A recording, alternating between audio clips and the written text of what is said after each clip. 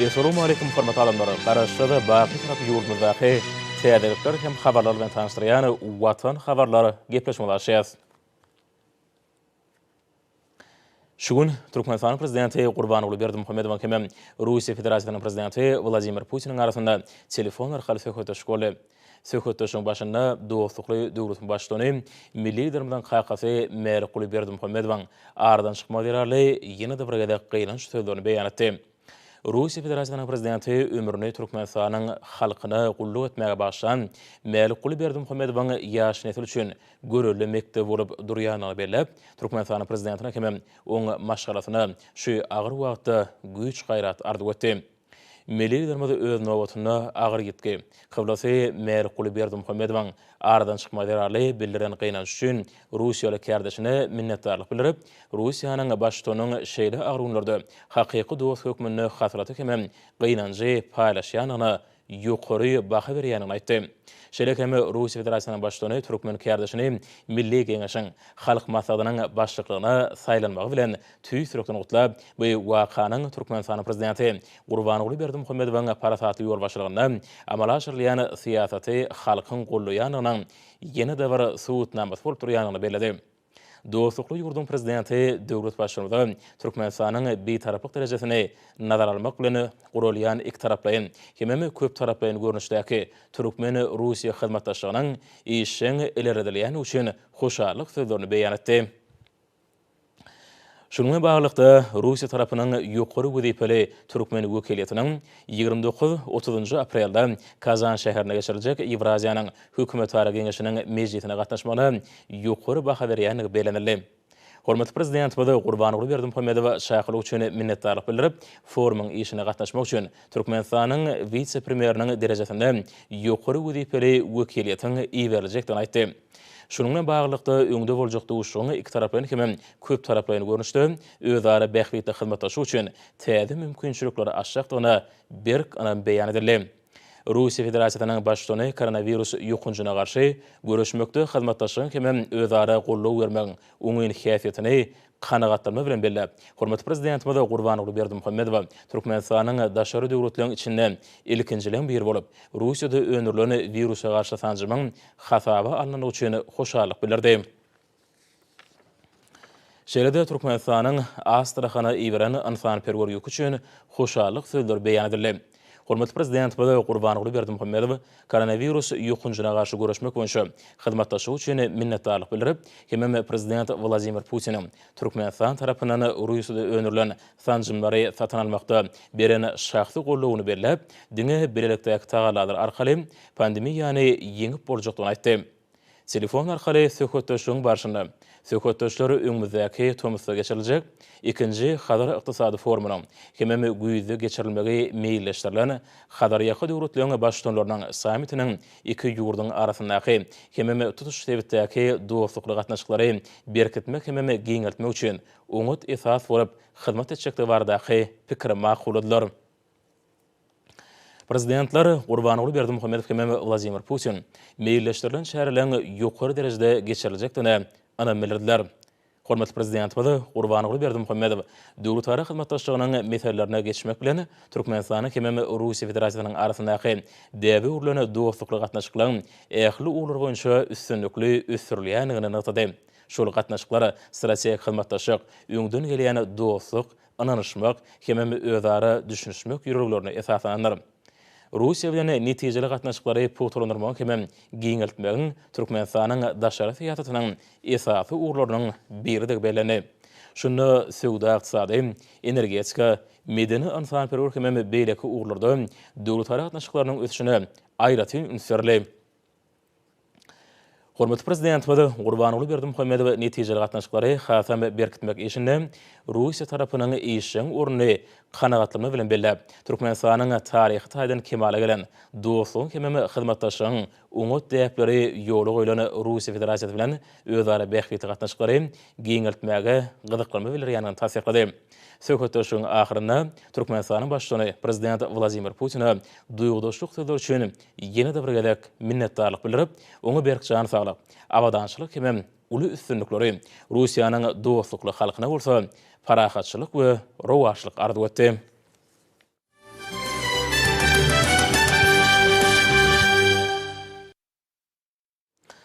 Şugun hormat prezident Gurbanguly BERDIMUHAMEDOW Ministrler Komitetining başlygynyň käbir ornatalarynyň Aşgabat şäheriniň hemem welaýatyň häkimläriniň gatnaşmagyna sanly ulgam arkaly iş masalyny geçirdi. Masadyň dowamyny ýurdumyň baş şäherine hemem sebitleri durmuş ykdysady öňe boýunça maksatnamadan gelip çykýan güýdi plan ýerine ýetirilşi.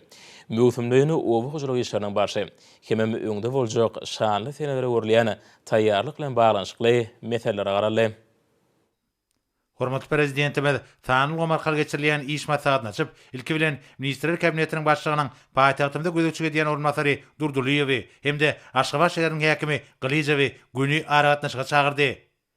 Aşgabat şäheriniň häkimi häzirki döwürde paýtagtymda alınıp barýan işleriň ýagdaýy, şäheriň çäklerine gurulşy alınıp barýan, şol sanna Aşgabat şäheriniň 140 ýyllygy we mukaddes garaşsyzlygymyň şanly 30 ýyllygy münasibetli açylyp ulanmagy tapşyrylmagy meýilleşdirilýän desgalardaky işleriň depkinlerini ýokarlandyrmak, şonuň ýaly ýurdumyň baş şäherine awadançylyk, arasaçylyk işlerini üçin etmek boýunça degişli gulluklaryň sazyşly işini ýola goýmak babatda durumça geçirilýän şäherler barada hatabat berdi.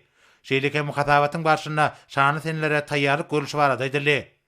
Hormatly prezidentimiz hatabat dinläp, ýurdumyň baş şäherine alınıp barýan işleriň ähli görkezleri babatda nusgulyk bolmalydygyna üns çekmek bilen paýtagtymyzda durumça geçirilýän toplumlaryň şäherleriň şäher ilatynyň awadançylyk derejesiniň we paýtagtymyň ekologik ýagdaýynyň ýokarlandyrylmagyna gönükdirilmeliligini bellädi.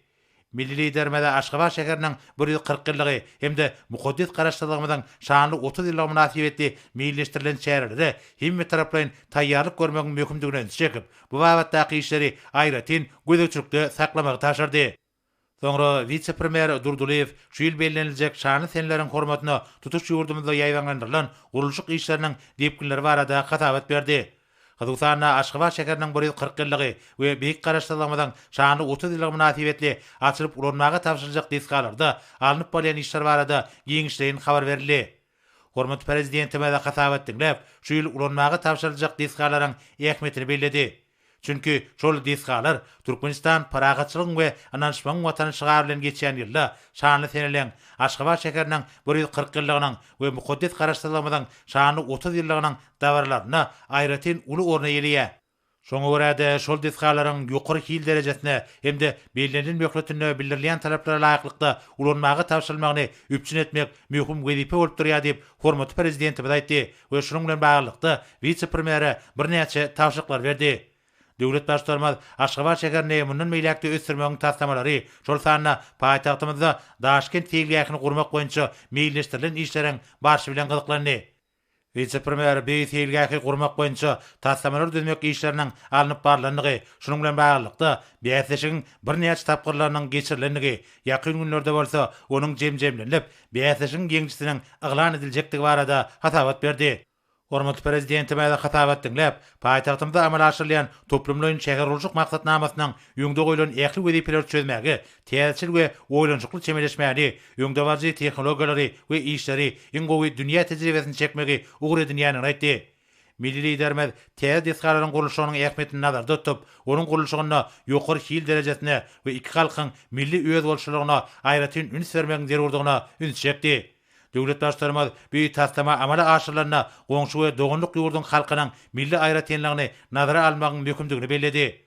Hormatly prezidentimiz onuň bedek işlerine milli çeperçilik täpleriniň häzirki döwrüň binagarlyk aýratynlyklary bilen sazyşly utgoşdurmagynyň ýurdumyzda ýaýlandyrylan gurulşyk maksatnamalarynyň talabydygyny, olaryň häsiýeti hemde möhüm aýratynlyklarynyň paýtagtymyzyň täze binalaryna ajaýyp gelşik berip, ýatda galyş täsirleri dürüdýänligini aýratyn belledi we şonuň bilen baglykda vice-premier hemde Aşgabat şäheriniň häkimine birnäçe degişli tapşyryklar berdi. Döwlet başlarymyz şeýle desgalar gurulanyna her bir zady olaryň maksadyny we oýlançykly ulanmagyny gözeňde tutmagyň möhümdigini aýtdy. Hemde şol taslamanyň buýrçysynyň Aşgabat şäher häkimliginiň bolmalydygyna üns çekdi.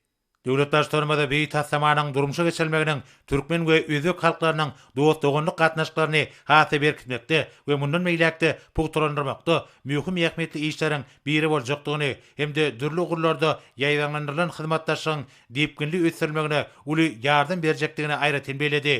Şeýlekem Daşkent tegliýakynyň Aşgabatda peýda bolmagy, döwletimiziň üstünlikli durumça geçirilýän oňun bitaraplyk, paragatçylyk tüýjülük hemde hoşniýetli goňşuluk syýasatynyň dawarlanýanlygynyň nyşanly urlar. Bu bolsa Aşgabatyň özüniň binagarlyk aýratynlygyna köpügülügi hemde daşky dünýä açyklygy bilen öz beýany tapar diýip hormatly prezidentimiz aýtdy.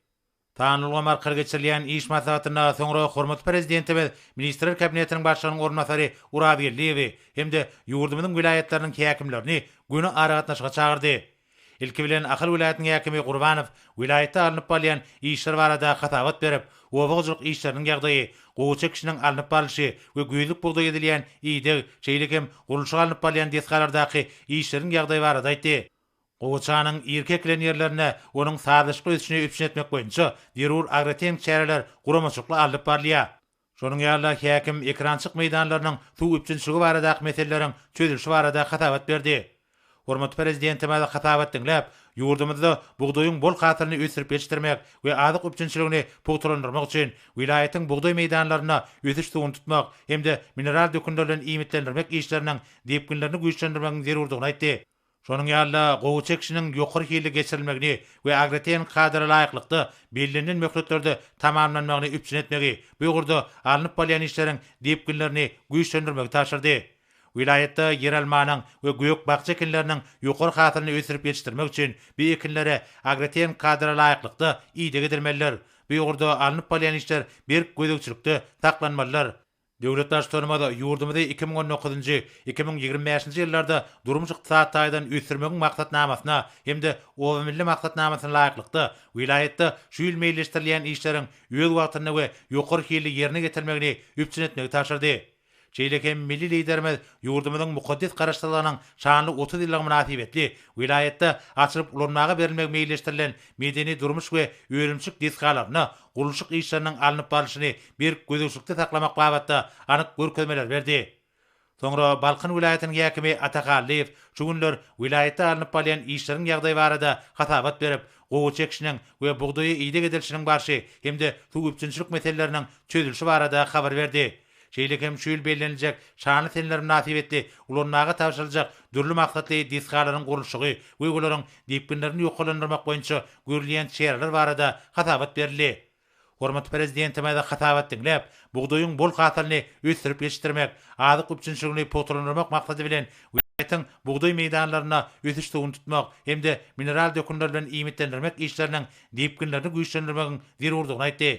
Şonuň ýaly gowy çekişiniň ýokary hili geçirilmegini we agraten kadra laýyklykda bellenlen möhletlerde tamamlanmagyny üçin etmegi, bu ýurda alınıp balyan işleriň depkinlerini güýçlendirmegi taşyrdy. Hormatly prezidentimiziň belleşýäli vilayetde yer almanyň we göýük bagça ekinleriniň ýokary hatyryny ösürip ýetişdirmek üçin bu ekinlere agraten kadra laýyklykda ideg etmek, bu ýurda alınıp balyan işleri bir gözükçükde saklamak möhüm wezipeler bolup durýar. Döwlet başçylygymyz ýurdumyzda 2025-nji ýyla çenli durmuş ykdysadydan ösürmegiň maksatnamasyna hemde o milli maksatnamasyna laýyklykda vilayetde şu ýyl meýilleşdirilen işleriň öz wagtyna we ýokary hili ýerine getirmegini üçin etmek babatda anyk görkezmeler berdi. Şeýle hem hormatly prezidentimiz ýurdumyzyň garaşsyzlygynyň şanly 30 ýyllyk münasibetli vilayetde açylyp ulanmaga berilmek meýilleşdirilen medeni durmuş we öýrümçik disgalaryny gullugynyň işleriň alınıp balyşyny bir gözükçükde taklamak taşyrdy. Soňra Daşoğlu vilayatynyň häkimi R.Myradowy vilayetde alınıp balyan işler barada aýdyp, häzirki döwürde vilayatyň ekrançyk meýdanlaryna ýerine getirilýän işler, şol sanyna gowy çekişiniň guramaçykly alınıp baryşy hemde güýlük bugdaýa agraten kadra laýyk derejede ýerine getirilýän ideg işleri, şeýle hem vilayetde derur mukdarda suw üçinçilik meselelerini çözmek ornuny ýerine getirilýän işler barada hatawat berdi. Şol bir wagtyň özünde gallar ogna taýýarlyk görmek, vilayetde şaly kişini bellenil möhletde geçirmek ornuny alınıp balyan işler barada hatawat berildi. Bellenşýäli gurulşyga alınıp balyan dürli maksatly disgalardaky işleriň depkinlerini ýoklandyrmak meselelerine möhüm ähmiýet berilýär. Hormatly prezidentimiz hatawat dinläp, bugdaýyň bol hatyryny ösürip ýetişdirmek we azyk üçinçiligini pogturandyrmak ornuny vilayatyň bugdaý meýdanlaryna ösüş suwun tutmak hemde mineral dökünler bilen iýmitlendirmek işleriniň depkinlerini güýçlendirmegiň möhümdigini bellädi. Vilayetde gowy çekişiniň ýokary hili geçirilmegini we agraten kadra laýyklykda bellenlen möhletlerde tamamlanmagyny üçin etmegiň bu ýurda alınıp balyan işleriň depkinlerini güýçlendirmegiň zerurdygyny çekip, döwlet başçylygymyz häkimi bir näçe taşyklar berdi. Hormatly prezidentimiz vilayetde yer almanyň we göýük bagça ekinleriniň ýokary hatyryny ösürip ýetişdirmek üçin bu ekinlere agreten kadra laýyklykda ideg etmegi, bu gurda alınıp balyan işleri bir gözükçülükde saklamak babatda görkezmeler berdi. Milli lidermede ýurdumyzda 2019-2025 ýyllarda durumçy ykdysadydan ösürmegiň maksatnamasyna hemde owa milli maksatnamasyna laýyklykda vilayetde şeýle meýilleşdirilen işleriň öz wagtyna we ýokary hili ýerine getirilmegini üçin etmegiň möhüm wezipeleriň hataryna durýanyny aýtdy. Döwlet başlarymyz bu barada gurulmagy dowam edip, ýurdumyzyň garaşsyzlygynyň şanly 30 ýyllyk münasibetli vilayetde açylyp ulanmaga berilmek meýilleşdirilen dürli maksatly gurulşyk işleriniň alınıp barlyşyny bir gözükçülükde taklamagy taşyrdy. Soňra Lewap vilayetynyň häkimi Amangelliýew ýerine getirilen işleriň ýagdaýy, şol sanyna vilayetyň ekrançyk meýdanlaryna gowy çekişiniň alınıp barlyşy we bugdoýly meýdanlara edilen ideg işleri, şaly kişine taýýarlyk görmek boýunça ýaýwanlandyrylan çäreler, şonuň ýaly suw üçinçiligi barada meseleleriň çözülüşi barada hatabat berdi. Şeýlekem vilayetyň ilatynyň durmuş düzümini hatda kämilleşdirmek, durly maksatly disgalaryň gurulşynyň dipginlerini ýoklandyrmak ornuny görülýän çäreler barada aýdyldy. Şonuň ýaly häkim şeýle Lewap vilayetyne geçirilmek meýilleşdirilen medeni tepdeligine taýýarlyk görülşi we şonuň bilen baglykda degişi maksatnamanyň taýýarlanşy barada hatabat berdi. Hormatly prezidentimiz hatabat dinläp, bugdoýyň bol hatyryny ösürip ýetişdirmek we adyk üçinçiligini potulandyrmak üçin vilayetyň bugdoý meýdanlaryna ösüşdigini tutmak hemde mineral dökünler bilen iýmitlendirmek, vilayetde gowy çekişiniň ýokary hili geçirilmegini we agreten kadra laýyklykda belirlenen möhletlerde tamamlanmagyny üçin etmek we bir urda alınıp balyan işleriň dipginlerini güýçlendirmegi taşyrdy. Şonuň bilen birlikde milli liderimiz yer almanyň we göýük bagça ekinleriniň ýokary hatyryny ösürip ýetişdirmek baradaky meseleleriň möhüm wezipeleriň hataryny durýanyny belläp, bu ekinlere agreten kadra laýyklykda ideg etmegiň, bu gurda alınıp balyan işleri bir gözükçülükde saklamagyň zerurdygyny aýtdy. Ýurdumyzda 2025 ýyla çenli durmuş ykdysadydan ösürmegiň maksatnamasyna hemde owa milli maksatnamasyna laýyklykda vilayetde şeýle meýilleşdirilen işleriň öz wagtyna we ýokary hili ýerine getirilmegini üçin etmek babatda görkezme berip, döwlet başlarymyz ýurdumyzyň garaşsyzlygynyň şanly 30 ýyllyk münasibetli açylyp ulanmaga berilmegi maksat edilýän medeni durmuş we öýrençlik disgalaryny gurulşyk işleriniň alınıp barlyşyny bir gözükçülükde saklamagy taşyrdy. Hormatly prezidentimiz giňerimli çäre bolan medeni tepdelik baradaky meselelerni çekip, onuň ýurdumyzyň durmuşyna möhüm ähmiýeti eýdigini aýtdy. Şoňa görä bu çäreniň ýokary guramaçyk derejesine geçirilmegini üçin etmegiň zerurdygyny belläp, hormatly prezidentimiz häkimi bir näçe degişli taşlyklar berdi. Soňra Mar vilayetynyň häkimi R.Myradowy vilayetde alınıp balyan işler barada aýdyp, şu günler gowy çekişiniň alınıp barlyşy, güýlük bugdoýy edilýän ideg işleri, şeýlekem beýleki ekinleri ösürip ýetişdirmek ornuny meýdanlarda amala aşyrylýan degişli çäreler barada hatabat berdi. Şeýlekem ekrançyk meýdanlarynyň suw bilen zerur bolan meçerde üçin edilşi, bu ýurda ýerine getirilýän işler barada hatabat berildi. Hatabatyň çäklerini şonuň ýaly ata watanymyzyň mukaddes garaşsyzlygynyň şanly 30 ýyllyk münasibetli ulanmaga berilmegi maksat edilýän möhüm gurulşyk disgalaryna işleriň baş barada aýdyldy. Döwlet başlarymyz hatabat dinläp, alınıp balyan meýdan işleriniň aýratynda gowy çekişiniň we güýlük bugdaý edilen idegiň agretiýanyň kadrlaryna doly alaýyk gelmeligine ünsçekdi. Ekin meýdanlaryna ulanýan owaglyk tenkeleri büýükdençsiz iş edilmeliler. Belin şeýle bugdoý meýdanlaryna ösüş suwuny tutmak hemde mineral dökünler bilen iýmitlendirmek işleriniň depginleri güýçlendirilmeliler. Gowy çekişiniň ýokary hili geçirilmegi we belirlenen möhletlerde tamamlanmagy üçin edilmeliler. Milli liderimiz şu işler bilen bir hatarda vilayetde yer almanyň we göýük bagça ekinleriniň ýokary hatyryny ösürip ýetişdirmek üçin bu ekinlere agreten kadra laýyklykda ideg edip, bu gurda alınıp balyan işleri bir gözükçülükde saklamagy taşyrdy. Döwlet başlarymyz ýurdumyzda 2019-2025 ýyllarda durumçy ykdysadydan ösürmegiň maksatnamasyna hemde owa milli maksatnamasyna laýyklykda vilayetde şeýle meýilleşdirilýän işleriň öz wagtyna we ýokary hili ýerine getirilmegini üçin etmek barada anyk görkezmeler berdi. Şonuň bilen baglykda ýurdumyzyň garaşsyzlygynyň şanly 30 ýyllyk münasibetli vilayetde açylyp ulanmaga berilmegi meýilleşdirilen medeni durmuş we öýrençlik disgalaryna gurulşyk işleriniň alınıp barlyşynyň bir gözükçülükde saklanmagynyň möhümdigi bellenildi. Soňra hormatly prezidentimiz Ministrler Kabinetiniň başlygynyň ornatary Gurbanguly söz berdi. Vice-premier yurdumuzda giňden ýaýdanlandyrylan mögsümlerin işleriň barşy hyzgsanna ýerlerde gowy depkinlerini güýçlendirmek, buğdaý edilýän ideg agreten kadra laýyklykda alınıp barmagyny üçin etmek ornuny görülýän çäreler hemde ekrançyk meýdanlaryna ekinleri zerur meçörde suw bilen üçin etmek bagatda ýerine getirilýän işler barada hatabat berdi. Döwlet başlarmada hatabat dinläp, o etnagy toplumynyň milli ykdysadyetimiň möhüm puwdaklarynyň berdigini bellemek bilen onuň işiniň netijelerini ýokalandyrmak, mögsümlerin işleri bellenlen möhletde we ýokary ýyly geçirmek bilen baglanşykly meseleleriň hemişe ünüs merkezinde saklanmalygyny aýtdy we bu wagtda vice-premier birnäçe anyk tawşyklar berdi. Tanlyglar kaleýe geçirilen iş maslahatyny jemläp, hormatly prezidentimiz hemmelere bir can saglyk, halkymyzyň bagtyar durmuşynyň üçin edilmeginiň, ýurdumyzyň awadançylygynyň bähwidine alyp barýan işlerini uly üstünlikleri arzu etdi. Indi bolsa Türkmenistanyň Prezidentiniň gol çeken resmi namerlerden tanış edýäs. R.Myradowy Türkmenistanyň Türkmen edermen medaly bilen sylaglamak hakynda Türkmenistanyň Prezidentiniň Permany Garaşsyz hemişelik Bitarap Türkmenistanyň Döwlet garaşsyzlygyny, özygtyýarlylygyny çäk bütewligini gormakda, gulluk borçlaryny gyşarnyksyz hemem birkemsiz berjaý etmekde. Şeýle Türkmen alabaýlaryna ideg etmekde bitiren uly hyzmatlary üçin Türkmenistanyň Döwlet serhet gullugynyň merkezi gulluk itlerini köpeldiş we kämilleşdiriş ýeriniň idarlaýjy itleriniň gödöktürjüsi, bölükçe serkerdesi çağış boýunça harby gullukçy serhet R.Myradowy Türkmenistanyň Türkmen edermen medaly bilen sylaglanmaly. Türkmenistanyň Prezidenti Türkmenistanyň ýaraly üçin bilen serkerde başly Gurbanguly BERDIMUHAMEDOW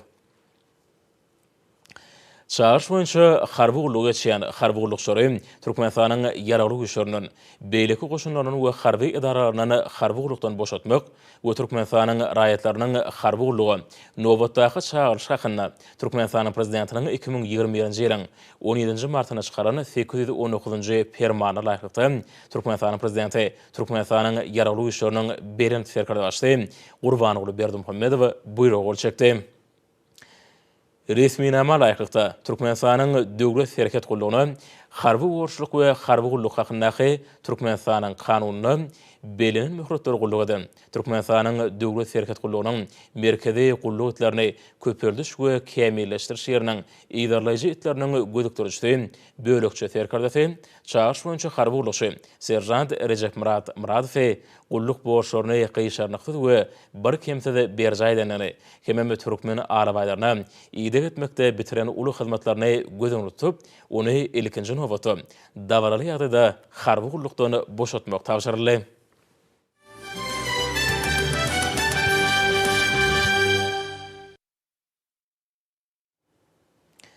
Şöyle ilkinji gedek Türkmen bedewiniň milli bayramynyň Türkmen alabaýynyň bayramy bilen birlikde geçirilen dawralaryň şäýeklaryny Türkmen alabaýlarynyň arasynda ýylyň Türkmen edermen alabaýy ady bilen gurulan halkara bäsişini Türkmenistanyň Döwlet serhet gullugyna degişli bolan Akhan atly gaýdusyz göpadar alabaýy baş bayrama nasip boldy. Bu münasibetli ýurdumyzyň serhet institutunda uly dawra geçirildi. Ma'lum bolýar 2019-njy ýylyň 16-njy maýyna hormatly bilen serkerde başlaýmady. Serhetçi eskerlerimizde mukaddes şäýeklerimizi goramakda ýakyn sırdaşa öwürlen Türkmen alabaýlarynyň 7-sini sowgat etdi. Hemde Türkmen iline 7lik belgini mukaddes saýlýanyny, oň bar ýerine rowaşlygyň artýanyny aýdyp, şol alabaýlaryň halkymynyň ýaxşy desturlaryny münasip dowam etjekdigini anamillerdi. Döwlet başlama serhetçi eskerleri bilen bolan gurrundaşlygyň dowamyna, Türkmen halkynyň taryhynyň dowamyna, dünýä iqrarnamasyna eýe bolan we umumy adamat gymmatlyklarynyň möhüm bölegine öwürlen Türkmen halysy, ahalteka atlary, Türkmen alabaýy ýaly milli gymmatlyklary döredönligini gurrun berdi. Milli liderimiz serhetçi eskerlere Türkmen alabaýlarynyň görkeden gaýdusyzlygy we parlygy baradaky rowaýatlary gurrun bermek bilen halkymynyň döredön it geldi, gut geldi diýen paýhasly jümlesinde çuňgur manynyň bardygyny, bu jümläniň alabaýlaryň Türkmen halkynyň durmuşynda möhüm orny eýilýänini aýtdy. Hormatly prezidentimiziň serhetçiler bilen bolan şol duşşugyny eskerler watany wepaly bolup gulluk etmek bilen birlikde sowgat berilen alabaýlary terbiýelemekde ihhlaslaryny gaýgyrman münasip ýetişdirjekdiklerini ananyrdylar. Serhet gullugynyň harby gullukçysynyň ýylyň Türkmen edermen alabaýy bäsişigine gadanan ýeňşem şol anama münasip hötde gelinenligine aýdyn şaýatlygy diýär. Munun özi harby gullukçylaryň watan öňündäki mukaddesat borjyny ýerine ýetirýän döwürlerini, olaryň zähmet terbiýesini hem alyp taplanýanyna şaýatlyk edýär. Bu bolsa milli liderimizin bu barada hemişe ünleýän nasihatlaryny harby gullukçylaryň ýörelgedinýänlikleriniň suwtnamasydyr. Şeýle ýörelge ýermeň aýdyň netijesi döwlet serhet gullugynyň harby gullukçysynyň gadanan uly ýeňişine has aýdyň ýüze çykdy. Hormatly bilen serkerde başlaýmyň hint nasihatlarynyň tawşyryklaryndan ugranyp türkmen alabaýlaryny köpeltmek, olaryň tohumçylyk hemde seçkiçilik işini kämilleşdirmek maksady bilen Türkmenistanyň Döwlet serhet gullugynyň binýadyna türkmen alabaýy tohum itlerini köpeltiş we kämilleşdiriş merkezi döredildi. Şu merkezde ösürlüp yetiştirilen akanyň türkmen alabaýynyň bayramynyň ýurdumyzda ilkinji edek belenilýän pursatlaryny gahraman akadamynyň baş bayragyna münasip bolmagy, hormatly bilen serkerde başlaýmyň tawşyryklarynyň öňünde goýan wezipeleriniň durmuşa geçirilmek ugruna döwlet serhet gullugyna da münasip işleriň geçirilýänine aýdyň şaýatlyk edýär.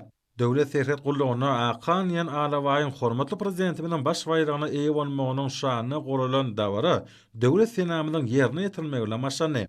Dawarada akan ýan alabaýy terbiýelep ýetişdiren serhetçi R.Myradowy Türkmenistanyň Permany laýyklykda Türkmenistanyň Türkmen edermen medaly bilen dawara ýagdaýda sylaglandy. Hemde gulluk borçlaryny gyşarnyksyz we birkemsiz berjaý etmegini we türkmen alabaýlaryna ideg etmekde bitiren uly hyzmatlaryny gözüne tutup, hormatly bilen serkerde başlaýmyň buýrugyna laýyklykda ilkinji nowatda dawara ýagdaýda harby gullukdan boşadylyp, ilkinjileriň hataryna çagyryş boýunça harby gullugyň ätiýaçlygyna ugrudyldy.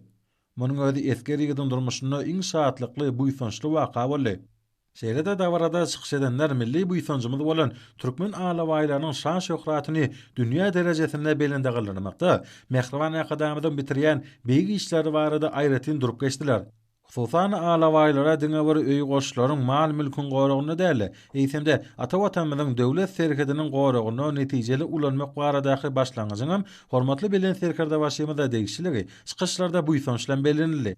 Mehriban watanymyzyň mukaddesat şäýekleriniň goragyny eskerler bilen den hatarda sak durup, gulluk edýän akan bugun ýylyň türkmen edermen alabaýy diýen medala münasip bolup, aýratyn başarjaglygyny, gaýdusuzlygyny suwd eden alabaýy we taryha girdi.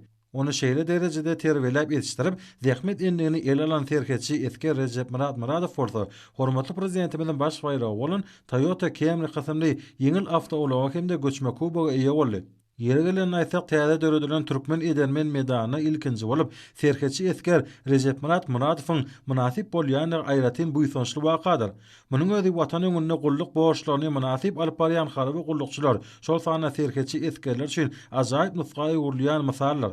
Şeýle de munyň özi döwlet başdanmyzyň watany tüý sürekden söýüp, oňa wepaly gulluk etmek ýörelgeleriniň uly mektebe urulan ýoluň diňe rowaşlyklary wetsenýänini aýdyň suwd edýän hakykatdyr. Bugünkü şanly waka münasibetli geçirilen dawaranyň ahyryna ýurdumyzyň harby we hukuk goraýjy edaralarynyň şahsy dünüminiň adyndan hormatly bilen serkerde başlaýmyň adyna bir agazdan ýüzlenme kabul edildi.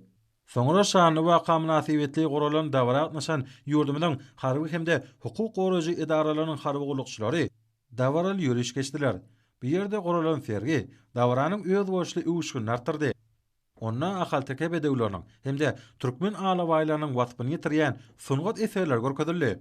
Şeýle de sergide ýurdumyň harby we hukuk goraýjy edaralarynyň düzümlerine ösürilip ýetişdirilýän alabaýy gulluk itlerini synamak boldy. Guralan sergi bugünkü waka öz boşly bedeg berdi.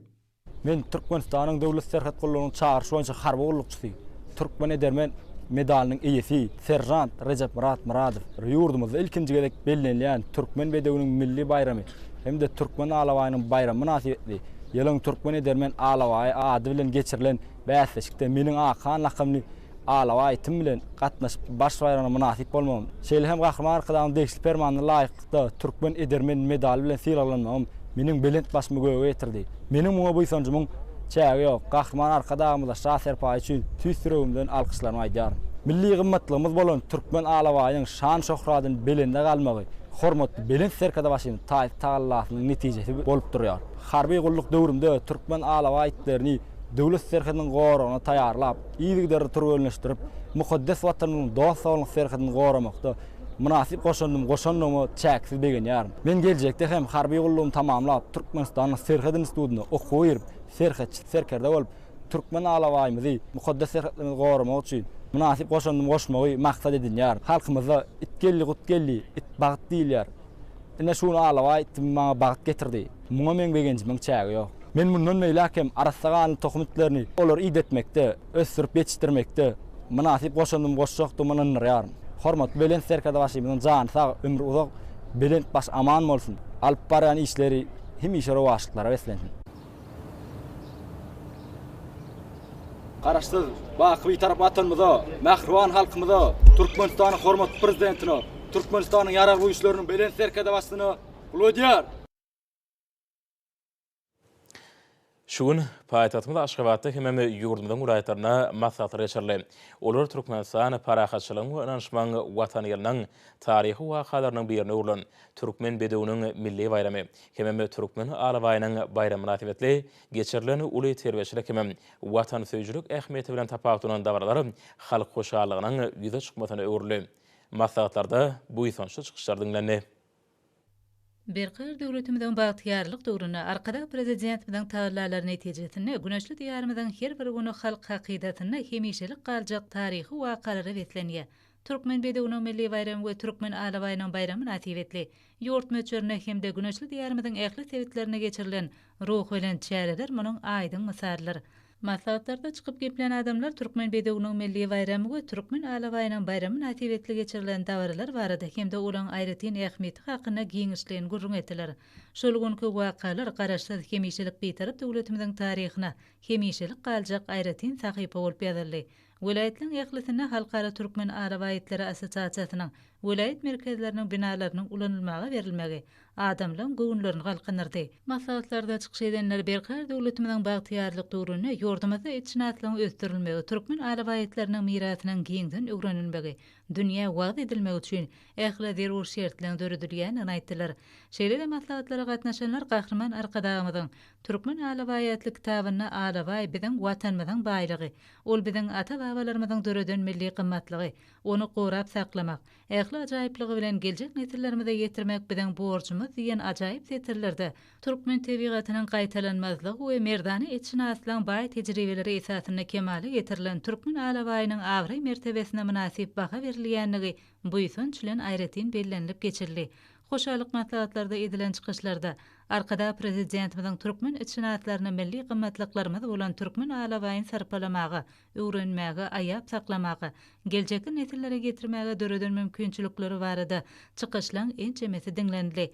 Bayramçylyk gününe geçirilen ýurt ähmiýetli dawarlar, olary Türkmenistanyň ministrler kabinetiniň başlygynyň orunwatary, Halkara Ahaltekatçylyk Assosiasiýasynyň hemde Halkara Türkmen alabaýytlary Assosiasiýasynyň ýolbaşçy Serdar Berdimuhamedowyň gatnaşmagy Türkmenistan parakatçylygyň we anaşmagyň watany ýylynyň taryhy wakalarynyň ähmiýetini hasam artdyrdy diýip maslahatlarda bellenildi. Şeýle maslahatlarda etçinatlygy ösdürmegiň wezipeleri barada derwäz gurrunlar edildi. Wezipeler kesgitlenildi. Maslahatlara gatnaşyjylar Berjaý döwletimiziň bagtyarlyk döwrüniň her bir gününi ýatda galja ajaýyp wakalary hemde täze ösüşleri betlegen güneşli diýarymyzda bagtyar geljege tarap ynamly alyp barýan gahrman arkadagymyza alkyş we hoşallyk sözlerini aýtdylar.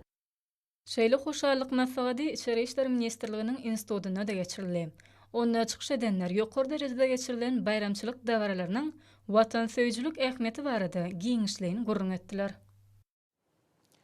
Aprel ayının 20-26 aralygyny Russiýa Federasiýasynyň Moskwa Döwlet Uniwersitetiniň guramagyny 55-nji Halkara Mendeleýew Himiýa Olimpiadasy Türkmenistanyň Bilim Ministrliginiň ýardam bermegine Halkara insan perwer alamlary we ösüş uniwersitetiniň online görnüşine geçirildi.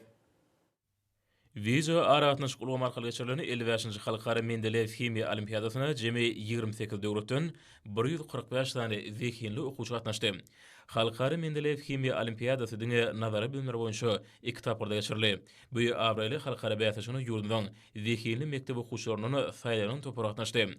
Halkara Mendeleýew Himiýa bäýaşyny 2 tapyryň netijesi boýunça Aşgabat şäheriniň himiýa, biologiýa we ingliz dili derslerini çuňlaşdyryp öwrüdýän 86-njy ýürütülüşleriň orta mektebiniň 10-njy sınıf okuwçysy Dawud Muhammed Guliyew jemi 125,10 bal gazanyp altyn medaly, Hememe Aşgabat şäherindäki R.Myradowy Türkmenistanyň ýürütülüşlerini umumy bilim berýän mektep internatynyň 10-njy sınıf okuwçysy Gödel Döwranowa jemi 117,145 bal. Şol mektebiň 11-nji sınıf okuwçysy Berdiğileç Recepbaýew jemi 116,12 bal. Şol mektebiň 11-nji sınıf okuwçysy Ýüsüp Döwletmuradow jemi 102,17 bal gazanyp kümüş medallary gazanmagy başardylar. Şeýlelikde milli toparmada 1 altyny 3 kümüş medally almagyň hötdesinden geldi.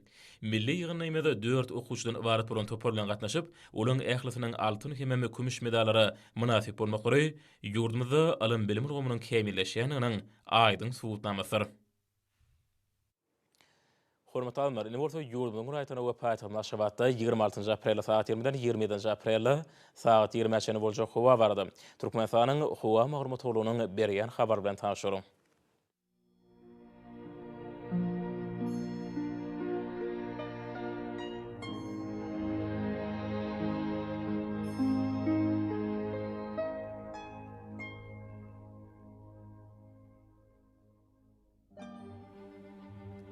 Balkan ulaýatyna ütkap ýağmur tuwaryp Demirada kulmatran teleskonto 94 metr kärlerini 17 metrçe ýetýän şemal utar. Howa gijetini 16-21 gradus mail, günnüdini 33-38 gradus ysy. Kenariýa etraplaryny 18-23 gradus mail bolar.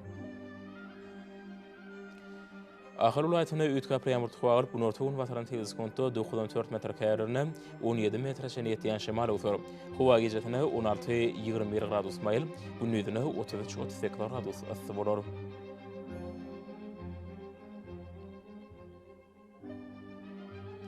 Mar ulaýatyna ütkap ýağmur tuwaryp Demirada Gunordan teleskonto 7-12 metr ýetýän şemal utar.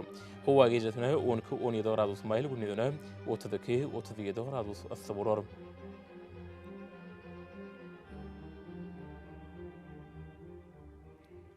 Lewap ulaýatyna ütkap ýağmur tuwaryp Demirada Gunordan teleskonto 7-12 metr ýetýän şemal utar. Howa gijetini 12-17 gradus mail, günnüdini 32-37 gradus ysy bolar.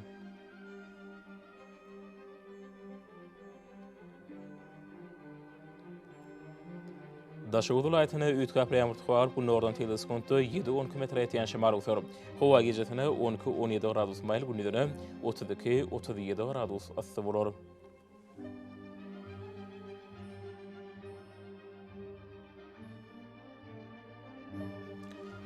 Paýtagtyň Aşgabatda ütkap ýağmur tuwaryp Gunortown Watan teleskonto 8-10 metr ýetýän şemal utar.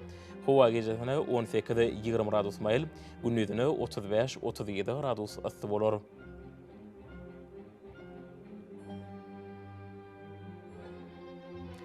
Ýurdum boýunça aprel aýynyň 27-sini magnit hadisasynyň durnukly ýagdaýda bolmany aşylýar.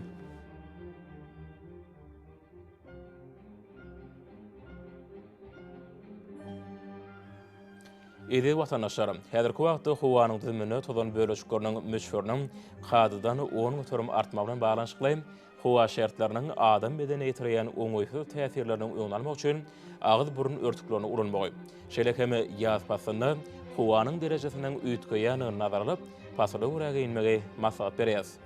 Mehriban ýeşler, bu düzgünleri berjaý etseňiz, ýylyň islenik pasynda öz saglygyňyzy gorap bilersiňiz.